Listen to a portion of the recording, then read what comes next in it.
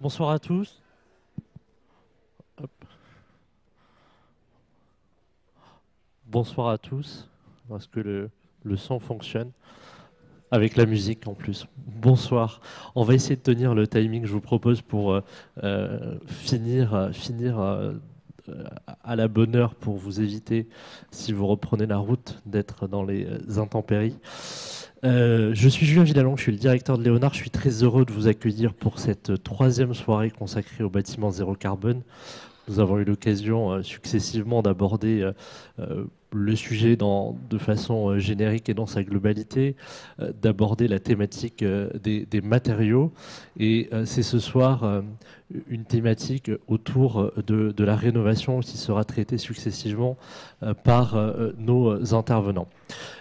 Pour ceux qui sont présents ici pour la première fois, Léonard, c'est le laboratoire ouvert des villes, du futur des villes et des infrastructures qui a été mis en place par le groupe Vinci et qui, par sa programmation événementielle, a vocation à aborder l'ensemble des tendances majeures qui structurent le sujet de la ville, des infrastructures, des bâtiments.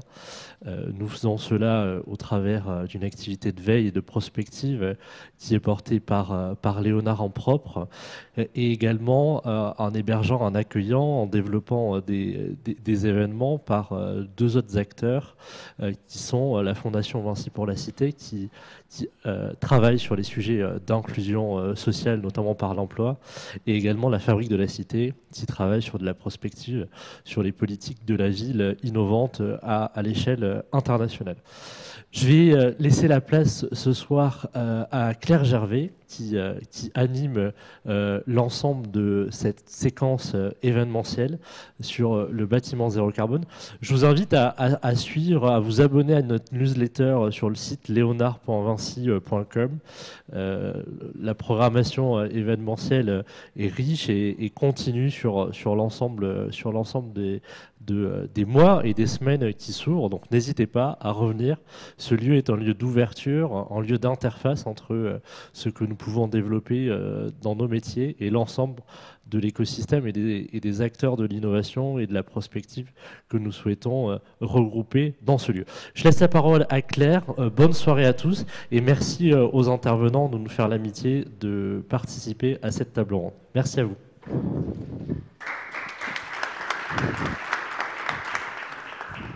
Merci Julien. Merci à toutes et à tous d'être là ce soir. Je suis ravie d'être avec vous pour animer donc ce troisième et dernier volet de notre cycle de conférences consacré à la construction bas carbone. Et cette fois-ci, donc, nous allons parler de rénovation. Donc, en effet, remplacer le vieux par du neuf qui consomme peu, faire table rase du passé pour faire émerger l'idéal de la construction durable, bref, construire des bâtiments beaux, performants sur un plan environnemental, c'est séduisant. Mais est-ce la seule solution possible? Alors, la méthode ACV, dite d'analyse du cycle de vie, nuance légèrement le tableau. La réutilisation du gros œuvre au moment de la rénovation permettrait d'économiser en moyenne 300 kg d'équivalent carbone par mètre carré. Avec ces lunettes-là, le bilan carbone d'un bâtiment rénové devient ainsi meilleur que celui d'un bâtiment neuf, et ce, pendant plusieurs dizaines d'années. Alors, l'intérêt de la rénovation est donc réel, mais la France accuse un certain retard en la matière. Pour atteindre l'objectif d'un parc immobilier composé de bâtiments basse consommation à horizon 2050, il faudrait rénover 500 000 logements par an et 700 000 à partir de 2022, sans compter les millions de mètres carrés de bâtiments publics et de bureaux. Alors, rénover bas carbone est-il mission impossible ? Nous vous proposons ce soir de répondre à cette question en 2 temps, avec 4 intervenants qui vont nous aider donc à comprendre les enjeux et les challenges d'une rénovation à empreinte carbone réduite. Du coup, nous allons commencer dès à présent par poser les enjeux et les outils du bas carbone dans la rénovation avec notre première table ronde. Donc, j'invite dès à présent Armelle Langlois de Vinci Construction France et Hélène Genin de BBCA à me rejoindre. Et à la suite de cette première table ronde, vous aurez, vous aurez donc un premier temps d'échange avec le public. Donc, n'hésitez pas à préparer dès à présent vos questions. Nous essaierons tout de même de faire un petit peu plus court, étant donné notre épisode neigeux. Voilà. Donc merci à vous deux d'être là ce soir. N'hésitez pas à prendre les micros pour me répondre. Donc je vais commencer dès à présent avec vous, Hélène Genin. Donc vous êtes déléguée générale de BCA, une association donc, qui sensibilise et valorise les bonnes pratiques pour inciter à construire bas carbone.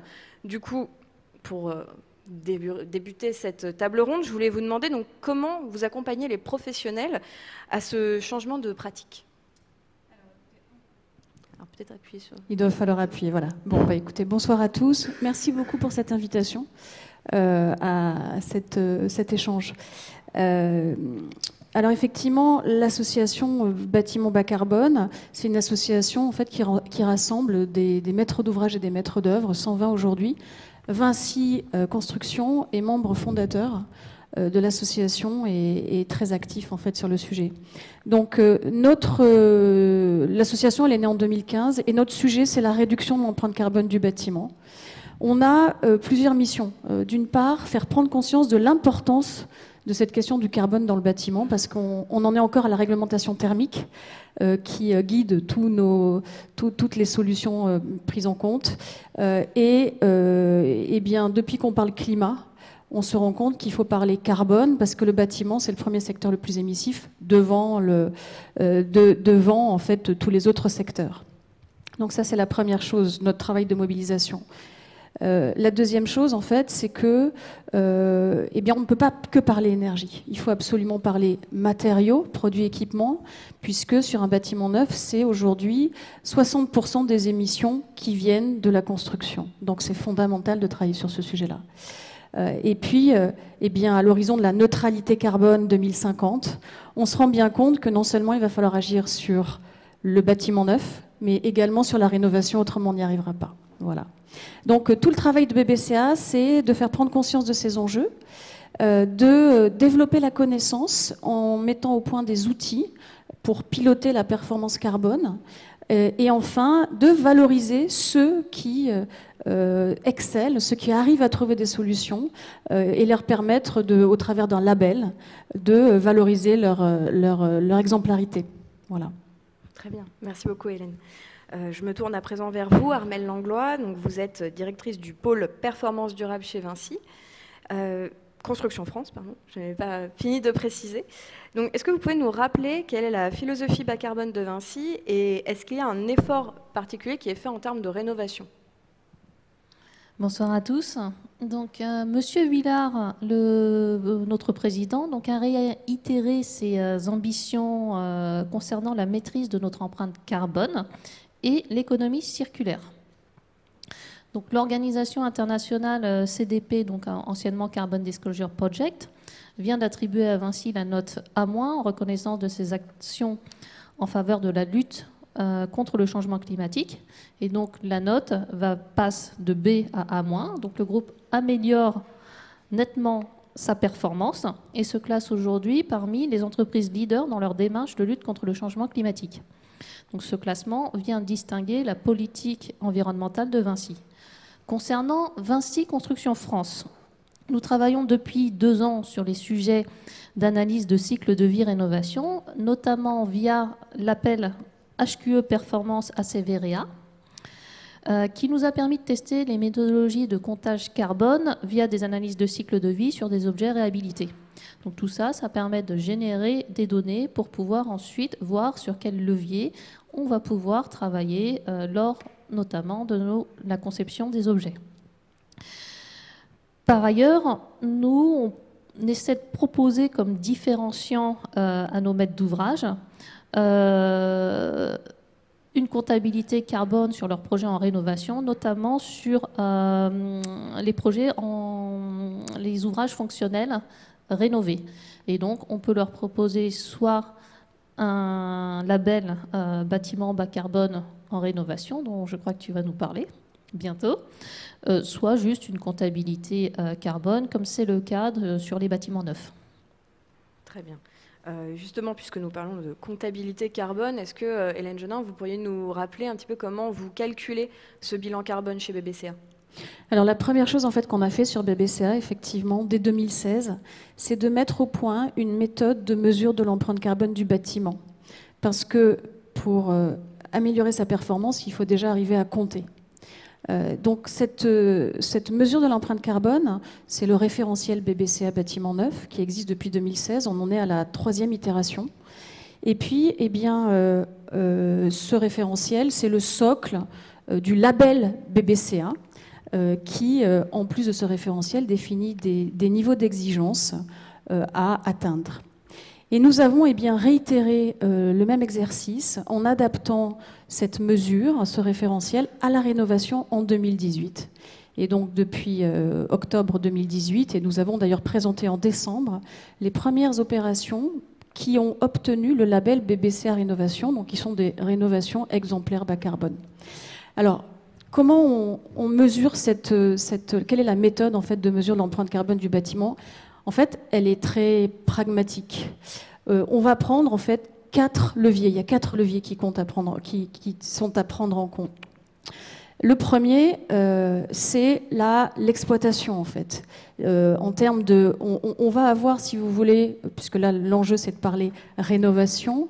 Si sur un bâtiment neuf, les émissions carbone sont majoritairement sur la construction, on l'a dit tout à l'heure, 60% construction, 40% énergie. Quand on parle de rénovation, eh bien on va avoir un rapport qui s'inverse, c'est-à-dire que l'énergie va être majoritaire, à peu près dans le cas d'une rénovation lourde à 60%, pour 40% sur les matériaux, et plus on ira sur une rénovation plus thermique, et là, eh bien, l'énergie va pouvoir prendre jusqu'à 80-90% des émissions.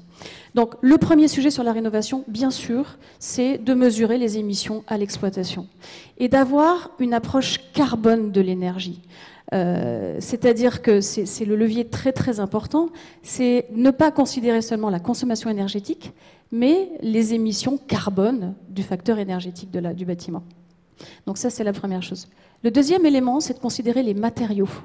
Dans le cas d'une rénovation, eh bien, il est important de pouvoir valoriser le fait de conserver l'existant. Conserver et ne pas reconstruire quelque chose qui existe déjà, c'est bien sûr bas carbone. Démolir quelque chose, eh bien, ça impacte les émissions carbone, donc ça doit être pris en compte. Et puis, eh bien, déposer des matériaux qui ne sont pas amortis, eh bien, ça doit être comptabilisé et pénalisé dans une construction bas carbone. Donc, ce sont des éléments qui sont pris en compte, en fait, au niveau des matériaux. Et dans la méthode BBCA, eh bien, on considère que tous les matériaux qui sont conservés, leurs émissions sont égales à 0, tout simplement. Et donc, on va valoriser ainsi les matériaux en prenant comme repère le bâtiment neuf. Et puis, troisième élément, c'est le stockage carbone. Le bâtiment peut être un véritable puits de carbone en intégrant du matériau biosourcé qui va stocker du carbone pour une durée longue. Et ce stock, on va pouvoir le développer, le réduire ou l'augmenter. Et ça va être mesuré dans la méthode. Et enfin, l'économie circulaire. C'est un point clé également du bâtiment bas carbone qui va être présent dans le neuf et la rénovation. On va s'attacher au réemploi de matériaux, à valoriser le réemploi de matériaux, à valoriser le fait de mutualiser des espaces, de faciliter les extensions et également tout ce qui est réversibilité du bâtiment. Donc ces 4 leviers sont les clés en fait de la méthode de mesure du bâtiment bas carbone et ils permettent en fait, on va avoir sur la rénovation une exigence énergétique qui est au minimum une division par 2 des émissions par rapport au bâtiment existant. Et on va avoir également eh bien, des exigences au niveau des matériaux qui vont s'adapter en fonction d'une rénovation lourde ou thermique. Le label BBCA, en fait, va s'appliquer, on va définir des exigences, quand l'enveloppe est touchée. C'est-à-dire qu'une rénovation thermique doit s'accompagner d'un travail sur l'enveloppe pour accéder au label BBCA. Alors après, la méthode, elle est universelle, elle marche pour les rénovations lourdes, les rénovations thermiques légères. Le label, lui, va être limité aux rénovations lourdes et aux rénovations thermiques. Voilà, on va également, donc en termes de performance, on va pouvoir, on va distinguer une division, comme je le disais, au minimum par 2 des émissions énergétiques. Et en termes de matériaux, suivant les niveaux requis, on va avoir entre 250 et jusqu'à 650 kg d'émissions évitées en fait au niveau des matériaux par rapport à un bâtiment neuf. Donc on a vraiment la manière de quantifier les choses. Et on va également, en termes d'approche, demander de manière obligatoire un diagnostic ressources. Ce diagnostic ressources, il permet de faire un état du bâtiment au moment de sa rénovation et voir ce qu'on peut réutiliser, ce qu'on peut réemployer, afin réellement de screener tout ce qui est possible avant même d'opérer le bâtiment. Donc voilà comment se définit cette méthode. Très bien. Sachant que la question de l'économie circulaire et du réemploi des matériaux sera abordée lors de notre deuxième table ronde. Voilà.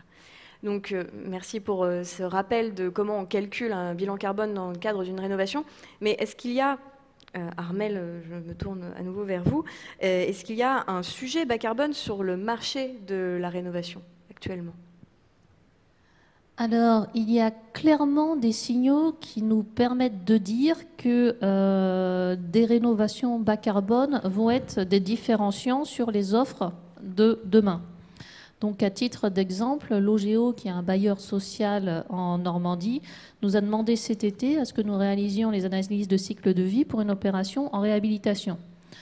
Et plus généralement, ce que l'on voit arriver dans les offres, c'est des demandes de labellisation BBCA Rénovation ou d'analyse de cycle de vie à titre informatif. Donc, de plus, ce qu'il faut bien comprendre, c'est que pour les opérations de réhabilitation, il n'est pas rare de densifier. Ça veut dire qu'on va rajouter, par exemple, des surélévations, qui sont des constructions neuves sur des bâtiments existants, et ces surélévations sont au standard carbone du neuf. Et dernier point, il ne faut pas perdre de vue que nos clients, que ce soit pour un parc neuf ou pour un parc à rénover, sont souvent les mêmes.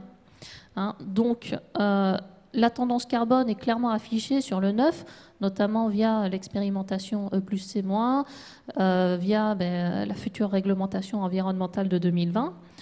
Et les projets de valorisation des émissions carbone sont en train de s'aligner en fait dans la tête de nos clients sur le neuf et sur la réa. Donc oui, effectivement, il y a un marché carbone en réhabilitation et qui se développe à vraiment grands pas. D'accord.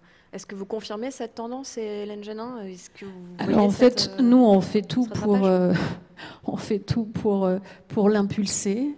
On fait partie en fait du comité d'expérimentation qui est aujourd'hui du comité de pilotage qui aujourd'hui est en train d'écrire la future réglementation RE 2020 qui effectivement est sur le neuf.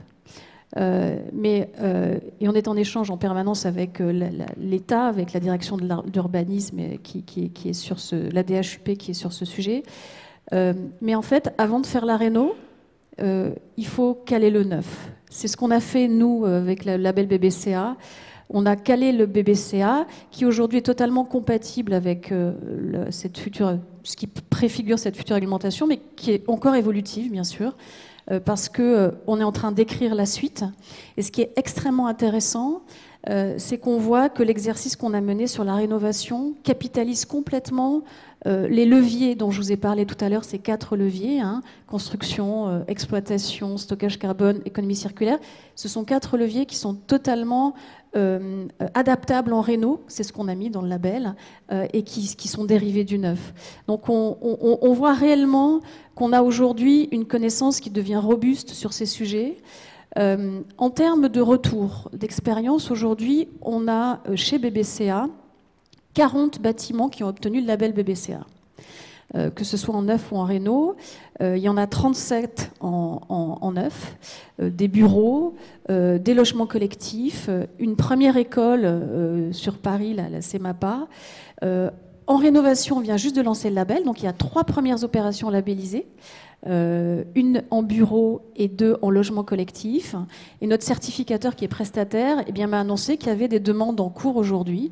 Donc chaque année on fait un forum pour présenter ces nouvelles réalisations et que ce soit le plan bâtiment durable ou l'État, le label BBCA Rénovation est réellement sous observation. Parce qu'il pourrait à un moment donné accompagner l'engagement après le neuf, l'engagement derrière, être en retour d'expérience pour passer effectivement, étendre la réglementation au neuf et la réno, mais ça ne nous concerne pas. On ne peut que juste montrer ce qui marche et comment on peut bien faire. D'accord, très bien Hélène. Merci. Et puis vous rappeliez d'ailleurs dans votre calcul du bilan carbone qu'il y avait différentes sortes de rénovations, lourdes, légères.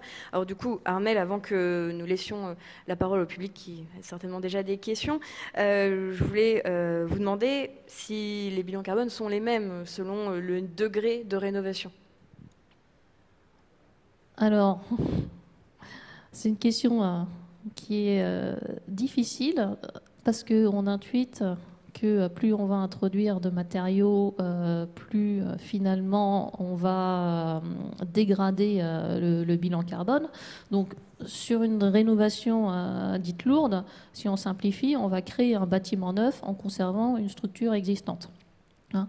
Donc, sauf que dans ce cas-là, on va introduire la notion de durée de vie des matériaux et d'amortissement carbone. Mais le plus souvent, quand on est dans le cas d'une réhabilitation lourde, on est sur des objets dont le coût environnemental a déjà été amorti. Hein. Si on prend un autre exemple qui est une rénovation d'un plateau de bureau. Donc on a un nouveau preneur qui arrive et qu'est-ce qu'il va faire? Il va remplacer sol, mur, plafond, etc.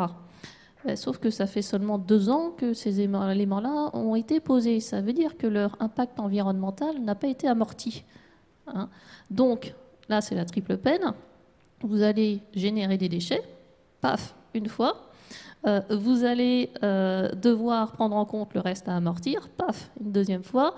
Et puis, vous allez devoir, évidemment, prendre en compte le bilan, les émissions de gaz à effet de serre des nouveaux matériaux que vous allez introduire.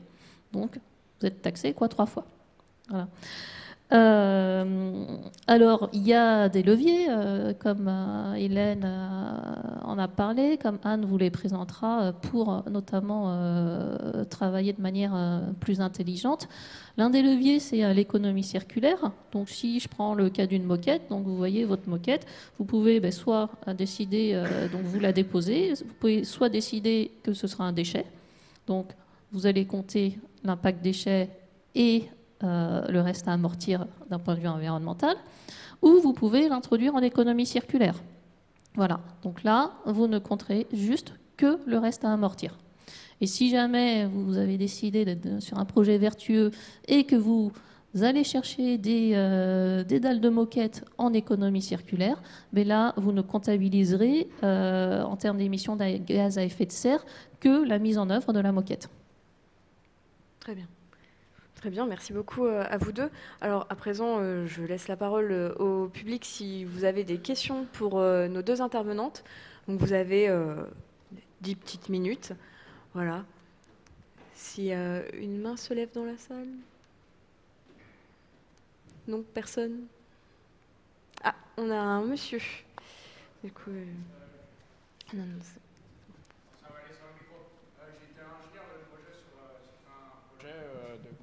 justement. Prenez parce que... J'ai été ingénieur sur des projets en construction en Amérique du Nord et je me posais la question est-ce que dans le bilan carbone justement le transport des matériaux est inclus sur le site parce que c'est vrai que ça en prend pas mal. Oui, absolument. Vous avez raison. En fait, pour faire les calculs des émissions sur la construction, sur les matériaux, on s'appuie sur des fiches produits qui s'appellent des fiches de déclaration environnementale et sanitaire, FDES, c'est l'acronyme.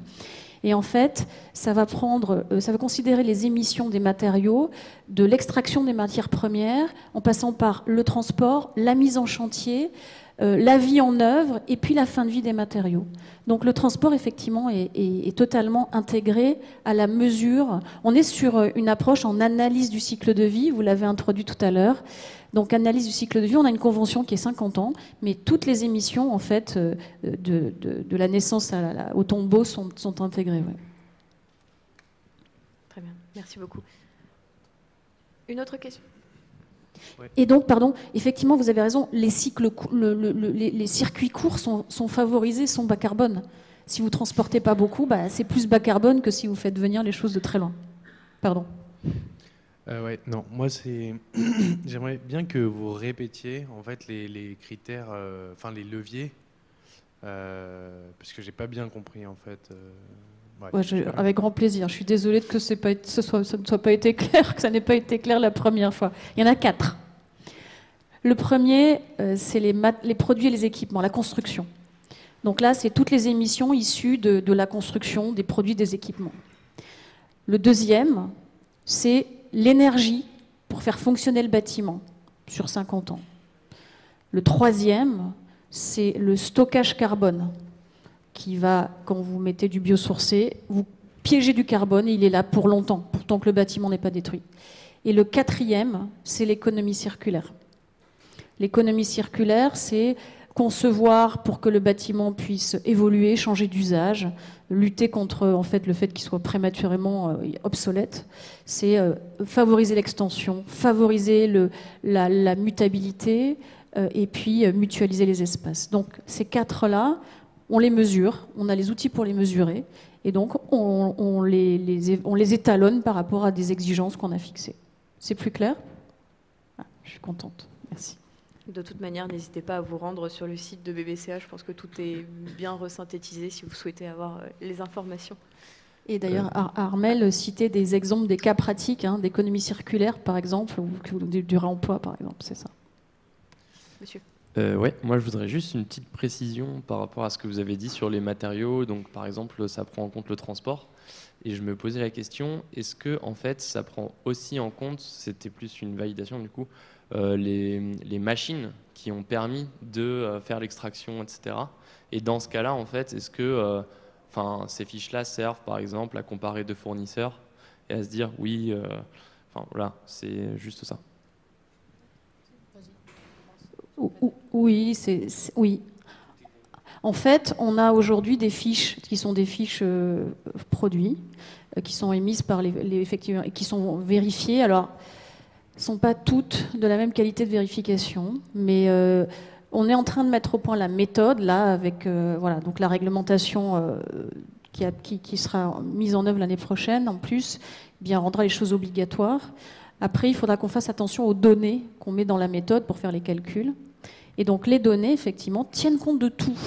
C'est-à-dire la machine qui va amener les choses, l'énergie pour faire fonctionner et transformer les produits. C'est ça l'objet, oui. Okay. Voilà, et donc tout le jeu en conception, c'est évidemment d'avoir un bel objet, mais c'est aussi de regarder parmi les différentes options qui s'offrent à nous fonctionnalité équivalente, quelle est celle qui va le moins ponctionner en termes d'émissions de gaz à effet de serre. Voilà, au même titre qu'on va regarder l'économie, l'aspect esthétique, la durabilité, etc. Très bien. Alors, on va prendre... J'ai vu une main levée. D'accord, une seule main levée. Allez-y, monsieur. Oui, donc j'avais une question pour Madame Langlois.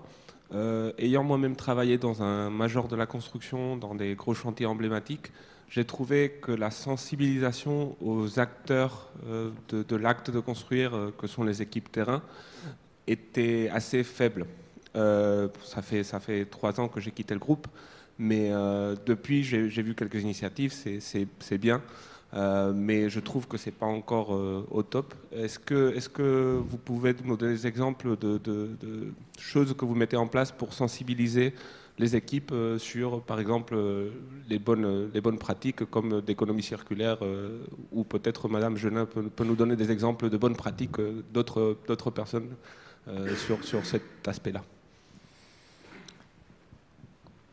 Alors, il y a plusieurs volets dans la question. Alors, la première partie qui concerne les gens qui sont nos opérationnels, qui sont sur le chantier. Donc là, nous, chez Vinci Construction France, nous avons mis en place ce qu'on appelle des quarts d'heure environnement. Donc, par rapport aux thématiques environnementales, donc je parle de plus large finalement que les émissions de gaz à effet de serre uniquement. Donc ça peut être la préservation de la biodiversité, ça peut être effectivement des thématiques d'économie circulaire quand c'est un enjeu sur le chantier. Et bien là, on met en place des quarts d'heure environnement qui, comme leur nom l'indique, durent une demi-heure. Et on sensibilise tous les opérationnels aux tâches finalement qui vont devoir exécuter et aux enjeux qui sont derrière ces tâches. C'est-à-dire qu'on essaie de leur donner du sens pour qu'ils comprennent pourquoi on les fait de telle manière et pas de telle autre. Pourquoi est-ce qu'on utilise des matériaux qui ne sont pas neufs, voilà, et à quoi ça va servir. Voilà. Après, toute la profession va monter, je dirais, en connaissance et en qualité du fait des évolutions réglementaires qui arrivent. Et là, absolument tous les majors et les autres, dans leur sillage, sont en train de réfléchir et de s'équiper pour pouvoir répondre aux enjeux de la réglementation environnementale 2020. Donc, évidemment, on va devoir compter du carbone en conception, mais ensuite, on va devoir exécuter sur le chantier ce qu'on a prévu de faire et vérifier à la fin qu'on est bien au bon niveau d'émissions de gaz à effet de serre. Ok. Si la réponse vous va, je vous propose d'avancer, car nous avons un timing serré. En tout cas, je voulais juste dire qu'on est dans un moment extrêmement fort, là, aujourd'hui, important. Entre le neuf et la rénovation, on se rend compte que tout est lié, qu'à un moment donné, on va concevoir des bâtiments neufs pour qu'ils durent longtemps, pour qu'ils soient transformables, pour qu'on n'ait pas à les détruire. Et donc tout ça est chaîné et c'est extrêmement important ce qui se passe et les contributions que, par exemple, Vinci, qui a déjà plusieurs bâtiments labellisés BBCA, voilà, qui montrent comment on fait les choses. C'est extrêmement... il se passe en ce moment dans le bâtiment des choses qui seront très très importantes dans l'avenir. Voilà. Donc oui, c'est là où on observe qu'on va avoir un changement majeur dans nos façons de faire, dans nos façons de réfléchir, dans nos façons de concevoir. Voilà. Et la matière grise, c'est-à-dire le jus de crâne, est fondamentale en fait dans l'évolution des pratiques. Voilà. Très bien. Eh bien, c'est le mot de la fin. Vous pouvez les applaudir. Voilà. Et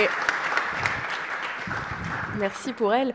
Et après cette donc, très bonne introduction donc, aux enjeux de la rénovation, donc penchons-nous un petit peu plus sur sa traduction en projet, notamment en matière de réemploi, comme nous en parlions. Donc, en présence cette fois-ci, donc, voilà, je vous invite à monter sur scène. Donc, d'Anne Keuch de Groupama Immobilier et de Salim Mahamdou de Neom.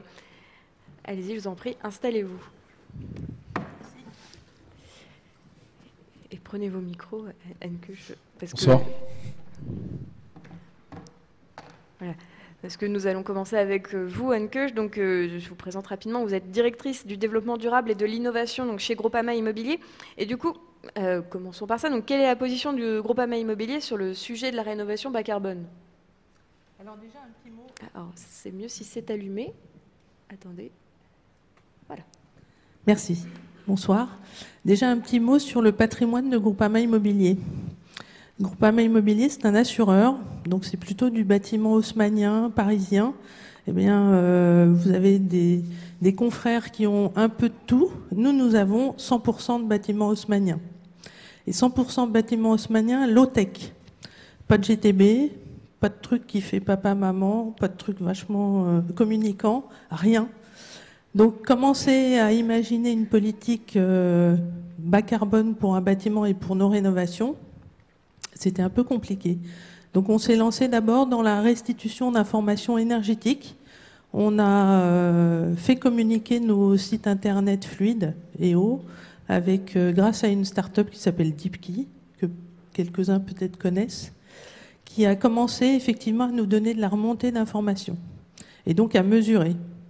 Et donc ça, c'était possible pour le patrimoine, effectivement, et faire un calcul carbone de l'empreinte du patrimoine et de la société de gestion. Donc nous avons décliné une stratégie au sein d'une certification ISO 14001. Et l'année dernière, donc en décembre, nous avons été certifiés ISO 14001 avec en fronton et en stratégie de cette certification l'économie circulaire, le carbone, l'énergie et l'eau. Donc il faut mettre en place aujourd'hui toute cette stratégie. Et c'est venu surtout d'un fait, c'est d'être membre fondateur d'une association avec Vinci Construction France notamment, une association qui s'appelle Circolab, CIRCOLAB, lab.eu. Nous nous sommes associés en fait avec tous les assureurs de la place, avec AXA, avec Generali, avec Covea, avec Allianz. Et ce qu'expliquait tout à l'heure effectivement Hélène, c'est que, et Armel, on en a eu marre à un moment donné de se dire qu'on générait sans arrêt des déchets sans jamais penser à exploiter et à revaloriser ces déchets. Et donc nous nous sommes dit que les maîtres d'ouvrage, tels que les assureurs ou les foncières cotées, avaient un poids à mettre dans l'économie circulaire, et que si nous nous demandions systématiquement à nos constructeurs, à nos entreprises, aux sous-traitants, de se mettre dans un système d'économie circulaire et de penser systématiquement économie des ressources, on arriverait peut-être à changer l'économie linéaire, qui est je prends, je transforme, je jette. Et donc, cette initiative, on a commencé à la réfléchir à peu près en 2017, ça a pris du temps. On a déposé les statuts de l'association en janvier 2018. Nous étions 11. Nous sommes aujourd'hui une trentaine, avec notamment des acteurs publics et privés, qui vont tous se mettre dans un système d'économie de carbone, d'économie des ressources, pour qu'on puisse échanger ensemble ces ressources et ces matériaux et partir sur un système dans l'immobilier d'économie circulaire. Très bien. Et du coup, continuons là-dessus. Donc, quelle est la position des maîtres d'ouvrage sur la réutilisation des matériaux par rapport à l'action que vous avez avec Circolab? Alors, on s'est rendu compte que d'abord, il fallait des pilotes. Un des premiers pilotes, moi, que j'ai fait, c'est avec Dumez, sur une opération que nous avons au 79 Champs-Élysées, qui a eu la particularité d'être livré comme un bâtiment de bureau le 31 décembre 2017. Et le 2 janvier, l'asset manager signe un bail avec Nike sur la totalité de l'immeuble pour le transformer en flagship commerce. Et Nike nous demande de curer l'immeuble pour pouvoir installer des paniers de basket, pour pouvoir couper des dalles, mettre des escalators, bref, autre chose qu'un immeuble de bureau. Donc là, on s'est quand même dit qu'au niveau économie circulaire, il fallait vraiment faire quelque chose. Et avec l'équipe en place, qui a été effectivement très moteur, on a essayé de faire un certain nombre de choses. C'est difficile dans nos métiers même moi, j'ai un peu de mal quand un asset me dit non, mais là, j'ai pas de temps parce qu'il faut que je livre dans 6 mois, on va faire du 2-8 et l'économie circulaire, ça va tout ralentir. Donc il a fallu essayer de stopper un certain nombre de choses. Et en fait, l'économie circulaire, ça fonctionne que quand vous avez des hommes et des femmes qui se mettent ensemble pour dire, bon, voilà, stop, à un moment donné. Donc on a eu, heureusement, beaucoup de gens motivés chez Dumez, qui se sont mis d'accord avec des confrères de Legendre pour récupérer 3000 m² de dalles de faux plancher.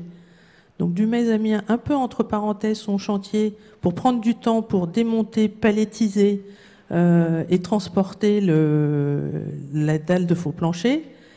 Et Dumez et Legendre, de l'autre côté, un ancien de Vinci, entre parenthèses, donc c'était aussi facile, à récupérer les 3000 m² de dalles de faux plancher sur un immeuble que nous rénovons au 44 rue Saint-Lazare. Et quand vous faites ce type de projet, vous vous dites c'est simple, l'économie circulaire, je prends et je... Voilà. Sauf que le 44 Saint-Lazare, l'assureur nous dit désolé, mais je ne vous ferai pas une petite assurance construction et vous n'aurez pas votre DO parce que le faux plancher, en fait, je ne sais pas d'où il vient. Si, il y a une traçabilité, on l'a mis de là à là et donc... non, j'ai pas de fabricant qui me dit que c'est du produit neuf, que le produit va avoir une utilité encore pendant 30 ans, que les dalles ne vont pas se casser la figure et entraîner un sinistre, etc., etc. Donc vous voyez bien que l'économie circulaire, c'est d'abord de la bonne volonté de tout le monde.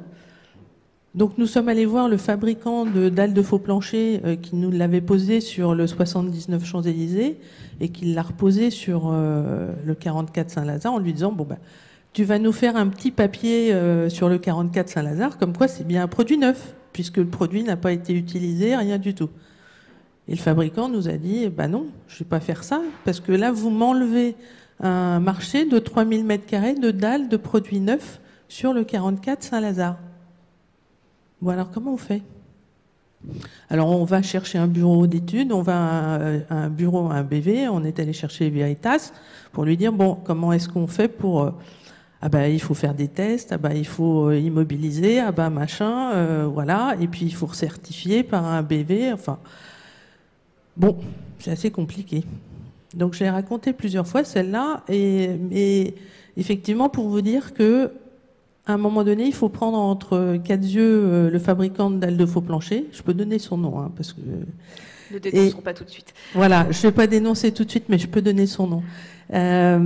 Pour lui dire, si tu ne te mets pas en ligne de ces nouveaux métiers, de cette nouvelle industrie et nous, on va t'aider à muter ton industrie, parce qu'on t'aide justement sur un certain nombre de produits à te dire, bah, fournis-moi des dalles de faux plancher de réemploi. Fais muter une partie, au lieu de considérer que je vais t'enlever du marché de produits neufs, fais muter ton industrie qui peut-être demain fera 30% de ton chiffre d'affaires en dalles de réemploi. Va chercher celles que tu as mises, au lieu de les foutre à la poubelle ou voilà. Réutilise-les, récupère le métal. Essayons de récupérer les potelets aussi, parce que les dalles de faux plancher, elles sont aujourd'hui posées sur des potelets en métal. Ces potelets en métal, elles sont pour plus de vitesse et donc de valorisation du patrimoine collés avec du silica ou enfin des trucs un peu dégueux en plus, crado. Et ben ça veut dire que quand on démonte, on ne peut pas prendre le potelet, on est obligé de le scier et on fout la ressource et des matériaux et des métaux à la poubelle. Donc essayons d'imaginer d'autres choses avec ce fabricant de faux planchers. Essaye de visser tes potelets au lieu de les coller. Voilà, essayons de faire muter tout le monde ensemble. Donc au début, il n'a pas bien compris. Il a juste compris quand on lui a dit, bon ben voilà, tous les maîtres d'ouvrage que tu as là, blacklistés. Donc là, ça a commencé à comprendre. Donc il faut aussi, l'économie circulaire, c'est des beaux sentiments parce qu'on veut effectivement faire du bas carbone pour la planète, etc. Mais aussi à un moment donné, voilà. Un véritable travail de sensibilisation de tous les acteurs. Et on se dit que c'est le maître d'ouvrage qui doit porter ça, qui doit aider l'entreprise avec les fabricants aujourd'hui, les fameuses FDES dont on a parlé tout à l'heure. Il faut savoir que quand vous avez une FDES sur les moquettes, moi ce qui me hérisse un peu, c'est qu'aujourd'hui, on est incapable de dire quelle est la meilleure moquette. Les fabricants de moquettes se sont entendus pour dire, bon bah la moquette qui est vachement bonne comme interface, parce que la société a été montée bas carbone, bah interface elle est noyée dans une espèce de moyenne, ce qui fait que quand vous faites une ACV et quand vous voulez vraiment calculer l'impact carbone de votre moquette, bah vous avez des données fausses des FDES. Donc Circolab, on est là aussi pour faire changer ça, pour dire, bah non, les FDES, nous voulons de vraies valeurs et pouvoir choisir le fabricant qui est bon, qui va entraîner les autres, et puis ceux qui veulent rester en bas du classement, ils resteront en bas du classement. Il y a énormément de choses à faire changer. Ouais, ça. Mais Anne, vous n'êtes pas seulement maître d'ouvrage, vous avez aussi une casquette investisseur en tant que Groupama Immobilier. Et du coup, ma question est, en termes de financement, est-ce qu'il existe des financements particuliers pour la rénovation bas carbone ou est-ce surtout une volonté de l'entreprise ? Alors, on n'en a pas cherché. La réponse, elle est simple. C'est d'abord une volonté parce que c'est notre responsabilité. Et puis de toute façon, la sanction, elle sera simple. Quand vous avez aujourd'hui un bâtiment qui n'est pas rénové avec le minimum des standards, il perdra de la valeur. Voilà, c'est simple. Et donc la rénovation bas carbone, pour nous, c'est aussi la responsabilité de maintenir le patrimoine avec une valorisation qui est au top du marché. Aujourd'hui, ce qui régit notre marché de l'immobilier, c'est le fameux taux de capitalisation qui est appliqué sur les loyers générés par un immeuble. Aujourd'hui, une épave thermique, elle sera achetée, allez, je vous dis un exemple, à 4,5. un super bâtiment certifié HQE, label BBCA, etc. Voilà, il sera plutôt à 3,5 ou à 3. Ce qui veut dire que, de toute façon, notre responsabilité, c'est pas d'aller chercher des subventions, c'est de trouver toutes les bonnes idées, tout le fonctionnement et toute l'intelligence qu'on peut trouver, et surtout pour préserver la planète, mais en gardant la valorisation des immeubles. Donc la sanction, c'est le marché. Donc la sanction tombera voilà. un moment ou un autre.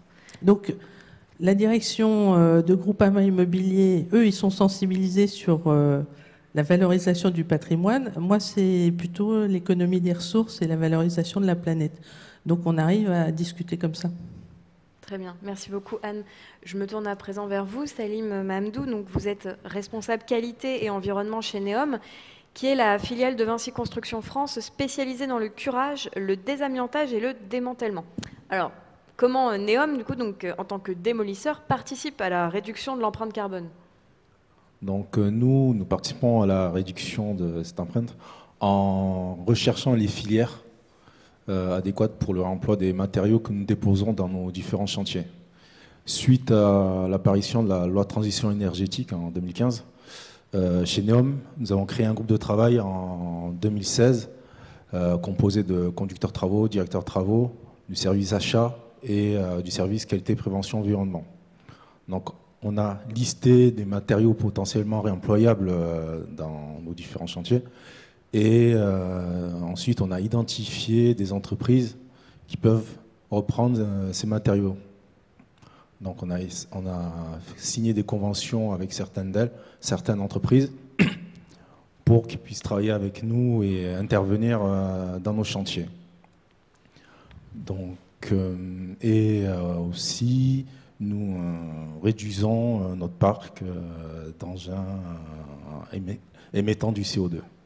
D'accord. Donc, nous augmentons les engins électriques, ce qui est un de nos objectifs environnement pour la période 2018-2020. Très bien. Et du coup, avec quel acteur vous travaillez justement sur vos chantiers pour réduire l'empreinte carbone?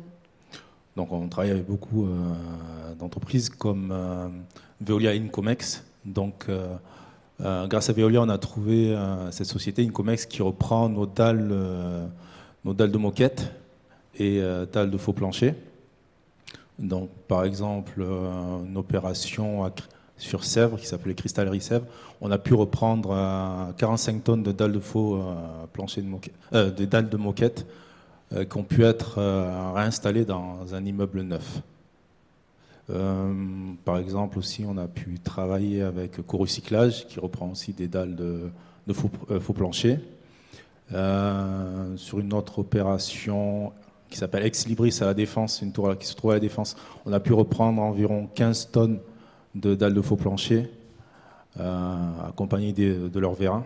Donc il y avait à peu près 5 tonnes de dalles de faux planchers et le reste, enfin 9 tonnes environ de vérin. Nous avons aussi, en ce moment, nous travaillons, nous intervenons sur un chantier de curage, désamiantage qui se trouve au 75 avenue Grande Armée. Donc, dès la phase étude, nous avons pu travailler avec le client et c'est Gessina, oui. Et Gessina, oui. Ils sont très moteurs pour leur emploi. Donc, on a pu identifier les différents matériaux qui peuvent être réemployés.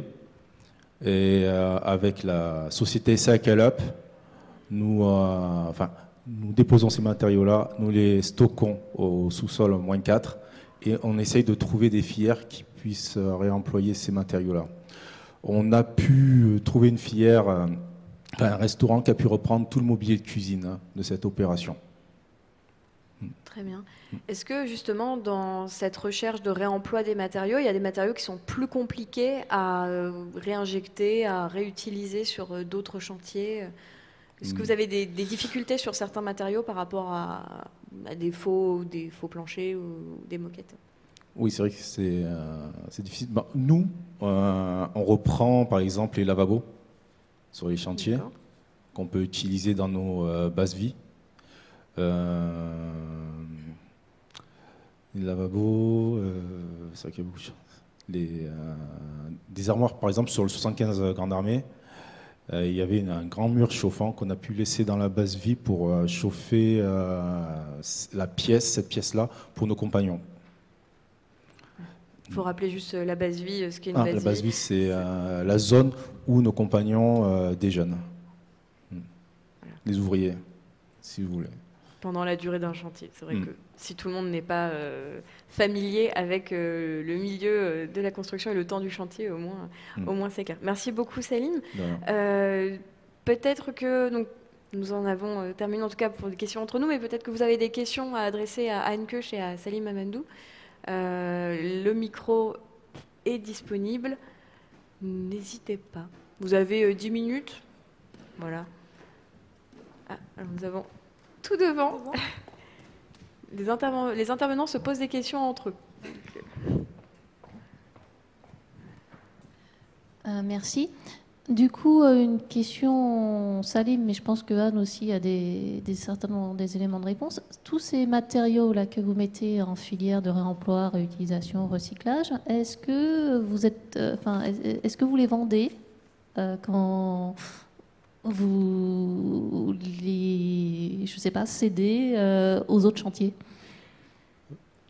Souvent, c'est donné gratuitement. Donc, c'est rarement racheté. Le seul matériau qu'on revend, à part la ferraille, ce sont les verres. Tout ce qui est cloison verre, façade en verre. Donc, mais c'est plus pour de la valorisation matière. Même avec Cycle Up sur la plateforme? Non, Cycle Up intervient en tant qu'AMO réemploi sur les chantiers. Donc, il nous aide à trouver des filières pour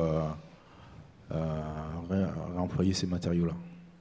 Alors, sur la valorisation, moi, j'ai 2 expériences. La première, une opération en juillet 2017 sur notre propre siège que nous avons quitté, boulevard Malesherbes. On a valorisé 7 tonnes de matériaux. Tout est parti en Belgique, donné à un collectif belge avec qui j'adore travailler, qui s'appelle Rotor. Je ne sais pas si certains connaissent. Non? Personne connaît Rotor? Si, bah oui, Nathalie, évidemment. Et donc, à l'époque, même en début 2017, c'était difficile de trouver des filières, à part des filières de l'ESS, l'économie sociale et solidaire, notamment co-recyclage, qui récupère et qui donne à des associations. Nous, ça nous arrive de donner notamment des radiateurs en fonte de nos appartements haussmanniens qu'on rénove. Et donc, on a voulu, notamment sur le 79 champs, commencer à initier une valorisation.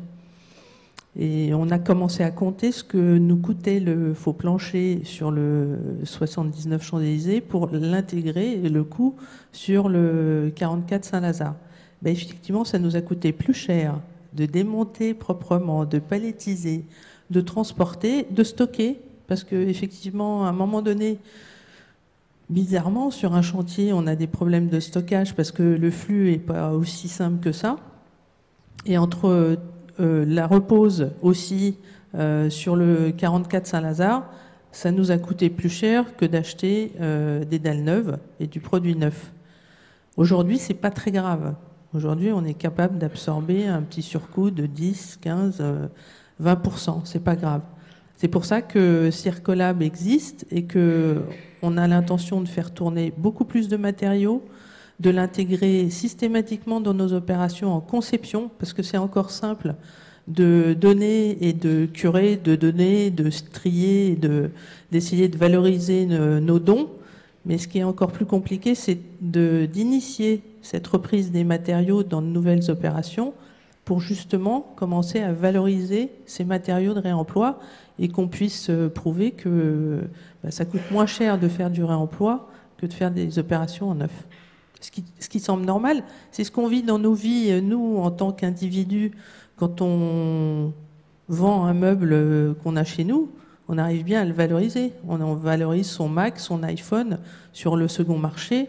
Ça existe. Bizarrement, quand c'est le bureau, il y a un tel flux de matériel et de voilà, de matériaux que c'est difficile aujourd'hui à initier, à quantifier, à fluidifier nos réseaux. C'est vrai que je veux revenir sur le problème du stockage, puisque par exemple, il y a 1 an et demi, ICAD avait commencé un projet sur Aubervilliers. Pulse. Oui. Et ils avaient besoin de dalles de faux plancher. Oui, j'ai pas voulu leur donner. Et nous, on avait une certaine quantité de dalles de faux plancher sur une opération qui se trouvait sur le boulevard Haussmann. Et donc le souci, c'est que on avait besoin d'évacuer et remettre au plus vite ces dalles de faux plancher pour l'opération de ICAD. Et à l'époque, ils n'avaient pas de zone de stockage. Et nous, il fallait faire sortir ces dalles de faux plancher. Donc il faut vraiment être en phase avec une opération. Enfin, lorsque nous, on cure, qui est une autre opération qui a besoin de ces matériaux-là en même temps, c'est très difficile. Mais par rapport à il y a 1 an et demi, je vois que maintenant, il y a de plus en plus d'entreprises qui sont spécialisées, qui achètent des halls pour stocker les matériaux. Mais à l'époque, on a donné quelques dalles de faux plancher à co-recyclage, mais certains sont partis en benne parce qu'il fallait que le flux sorte. D'accord. Donc il y a une vraie question de timing, mais c'est en train de Oui. se former. On a une question d'un monsieur, voilà. En fait, merci pour vos présentations. J'avais juste une question sur les matériaux qui viennent de sites, par exemple, de type industriel, que vous voudriez reconvertir, par exemple, dans l'immobilier. Quand vous démontez ces sites, est-ce que vous faites des études de contamination sur ces matériaux ? Le diagnostic amiante a été fait bien avant, lors du diagnostic ressources aussi. On comptabilise les ressources qu'on peut utiliser et puis celles qui sont amiantées, les dalles où on a une suspicion quelconque sur le matériau, ça c'est sûr qu'on ne fera pas. Oui.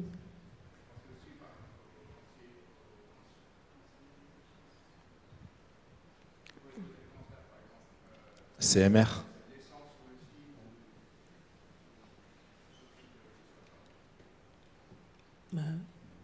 Oui. Nous, on travaille essentiellement sur des immeubles de bureaux, surtout en Ile-de-France.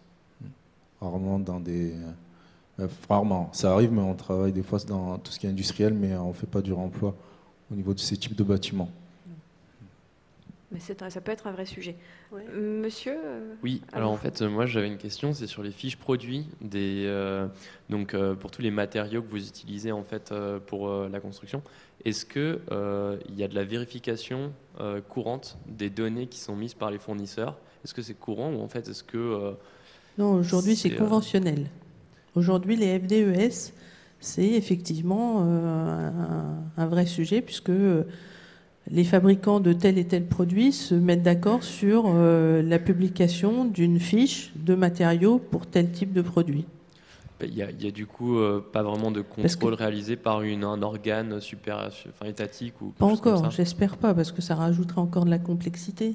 Nous, on veut simplifier justement, on veut simplifier pour que l'industriel il déclare simplement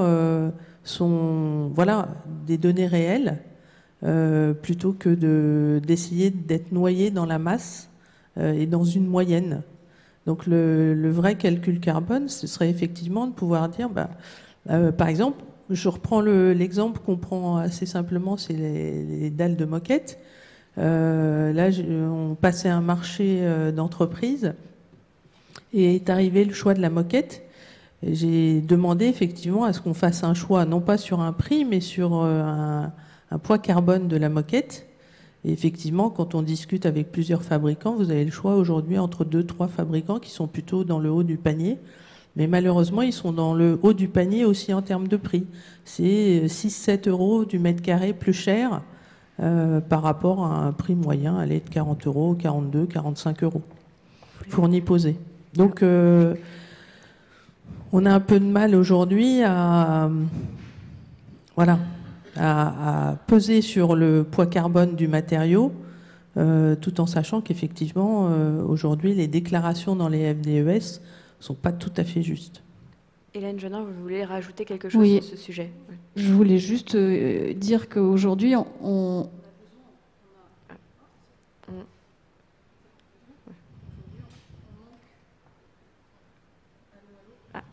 On a une mort subite. On manque Ça arrive. Problème technique. On manque d'électricité.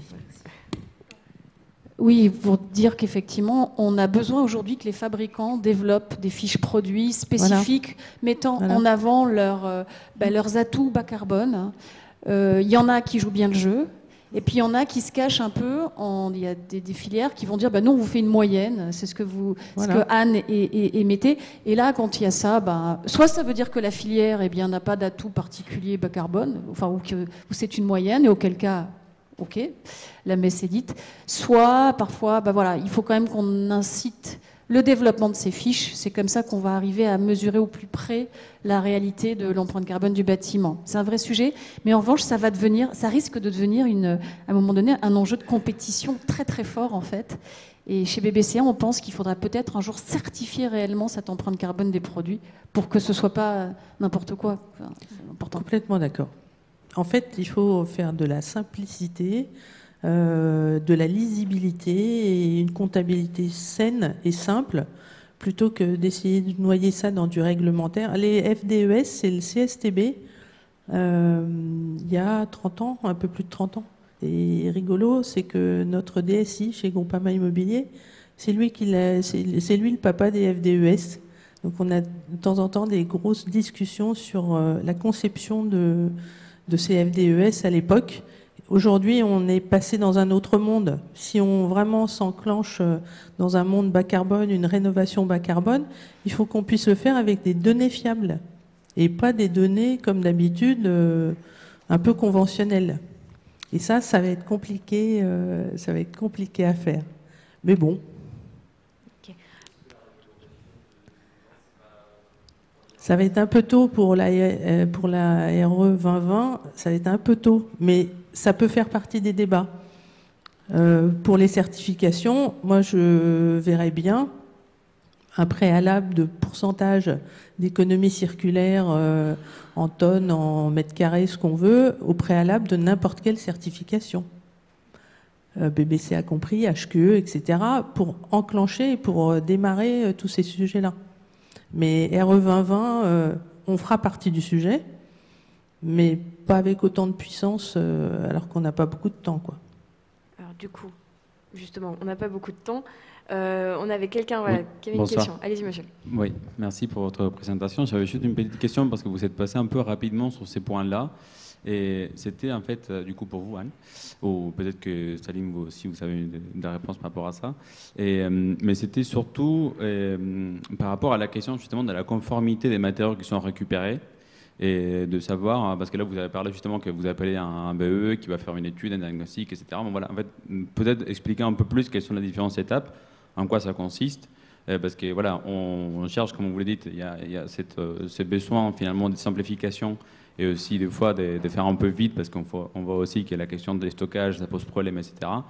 Et donc c'est clair que dès qu'il y a des produits qui sont disponibles, de matériaux qu'il faut évacuer, bon, il faut les faire sortir quand même rapidement et les installer quelque part ailleurs.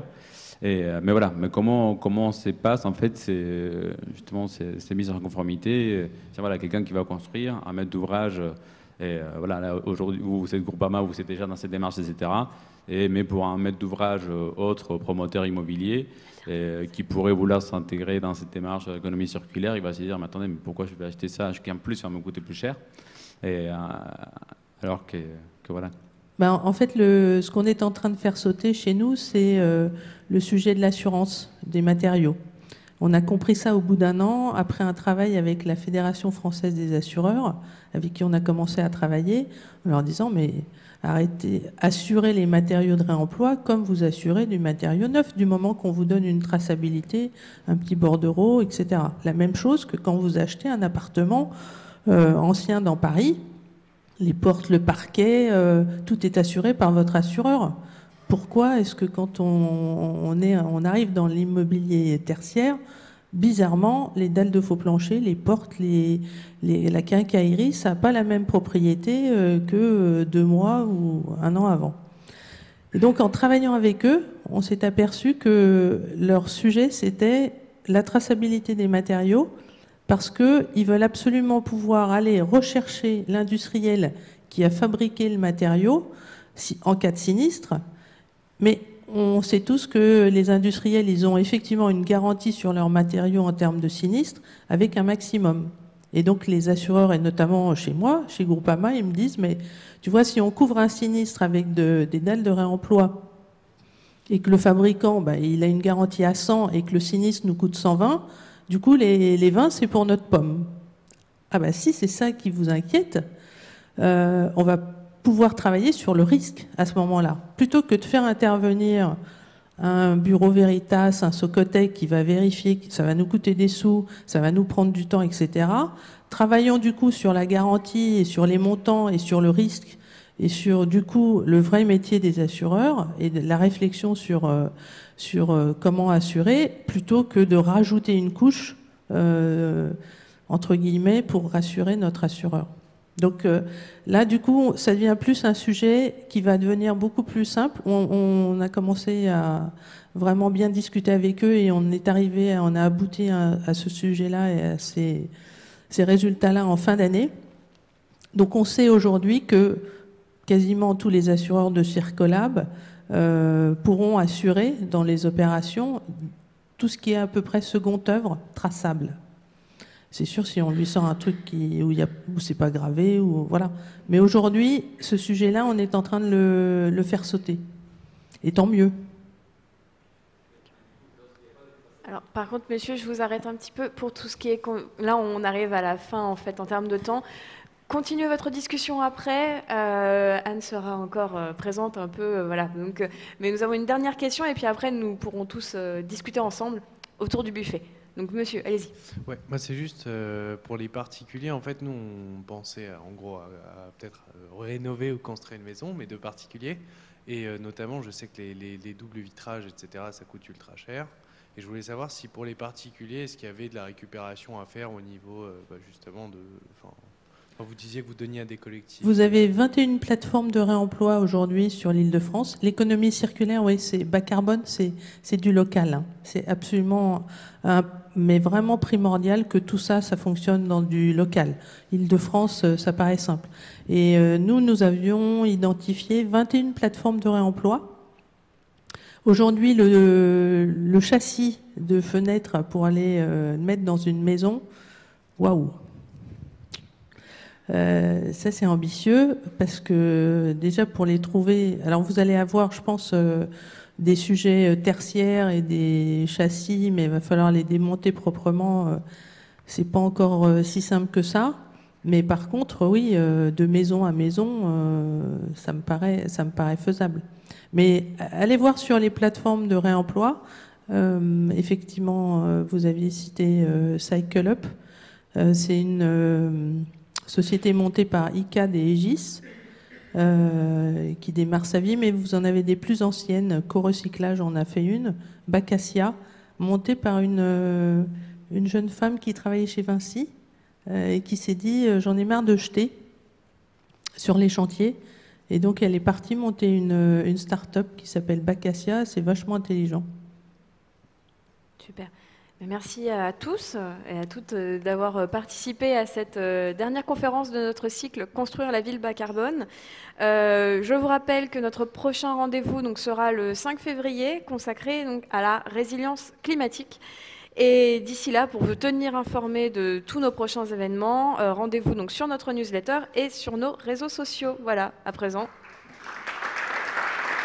je vous laisse profiter du buffet.